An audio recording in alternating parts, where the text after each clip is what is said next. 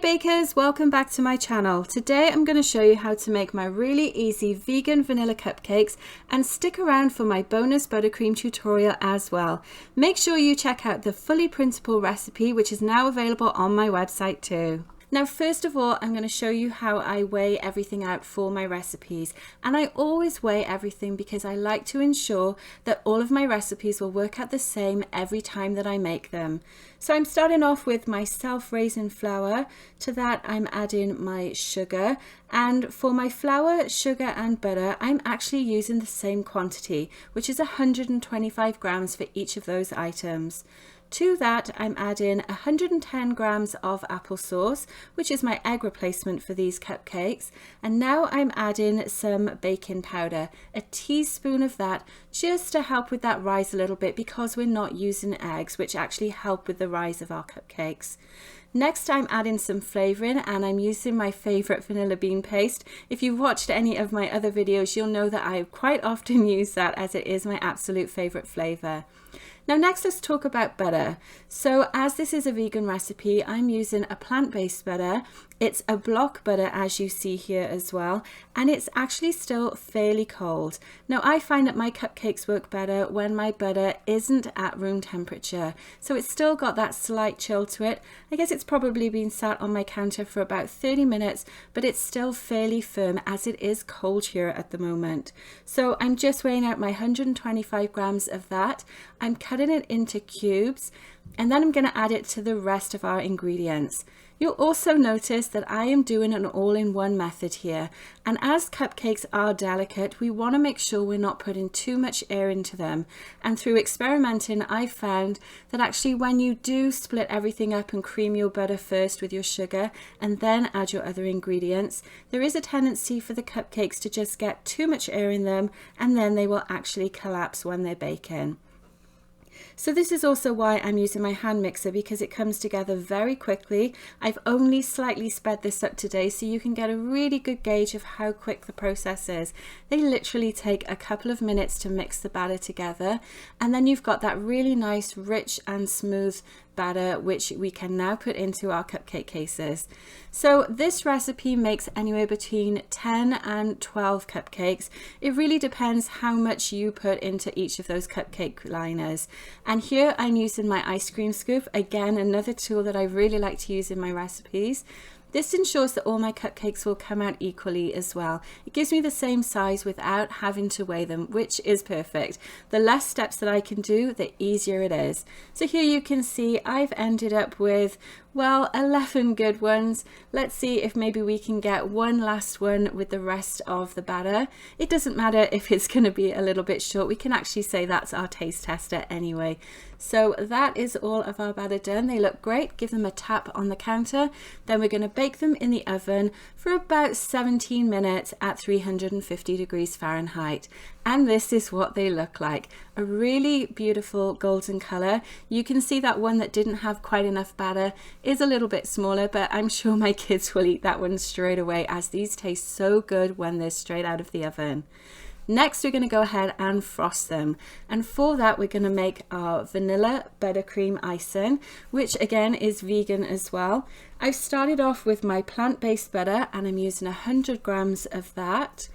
Going to give it a bit of a soften up this time. Now this is at room temperature. You want to make sure your butter is nice and soft when you make a buttercream icing, because otherwise you may have to beat it for longer, which will actually get more air into it as well, and we don't want icing with lots of air bubbles in it. Give your bowl a scrape down, and then we're going to add our icing sugar. Now I do this in stages just to avoid that big puff of icing going everywhere, and I'm using about 227 grams of icing sugar. It's pre-sifted. If the icing sugar that you buy isn't pre-sifted, I do recommend that you sift it to make sure there's no lumps in there. And then keep going, mixing it on about a 2 or a 3 if you have a stand mixer. You can also do this with a hand mixer as well. It's going to come out just as beautifully. And keep going until all that icing sugar is almost combined. Then you want to go ahead and add your milk to it. Now you could use water if you don't want to use milk. I'm using a plant-based milk. My preference is an almond milk, but any kind of plant-based milk will work really well for this too.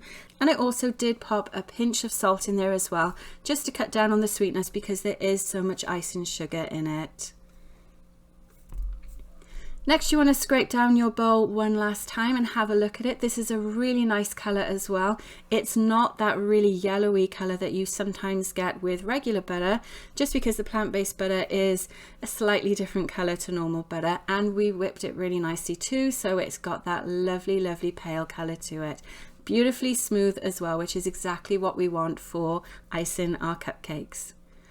So now I'm going to go ahead and show you my easy technique for bagging up your icing. I'm using a tipless piping bag. I'm also going to be using one of my favorite piping tips as well. 1M or 2D are classic tips that you can use for icing your cupcakes. They give really nice swirls, and it's just that classic look that you would see in cupcake stores as well. So pop your tip inside your bag, then pop it in a cup or a mason jar. Then you can go ahead and start adding your buttercream icing to it.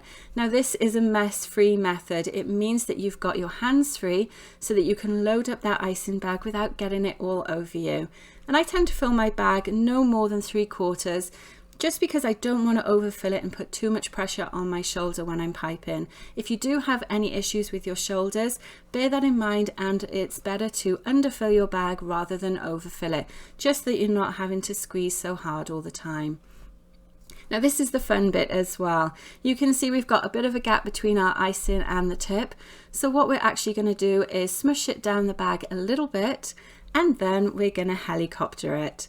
Now, if you haven't seen the helicopter technique video that I'll pop a link to above here, this is the great technique that I use to get all those air bubbles out of my bag. And because you're using a centrifugal force of swinging that icing bag around, your icing will actually work its way down to the tip of the bag as well. Now, obviously, don't do this if your bag is already cut. You can only do this on a sealed bag. And then you just want to tie off the end, and you're ready to go with your decorating. So for this cupcake, again, we're using just a regular swirl tip. This one is a 1M, and I'm just going round and round in a spiral, finishing it off in the middle and bringing it up to a peak. So we've got that really nice full cupcake swirl. Next, as an extra treat, I'm going to just drizzle some strawberry sauce on it. You could put any flavor of sauce on this, chocolate, caramel, anything would be lovely. And then I'm finishing it off with a royal icing transfer. So there we go. That's my really easy vegan vanilla cupcakes, which are iced with vegan vanilla frosting. I really hope you've enjoyed this bake along. Don't forget to check out the rest of the bake along videos on my channel, and also the links in the description so you can get a full printable recipe for this. And I will see you on the next video. Thanks for watching.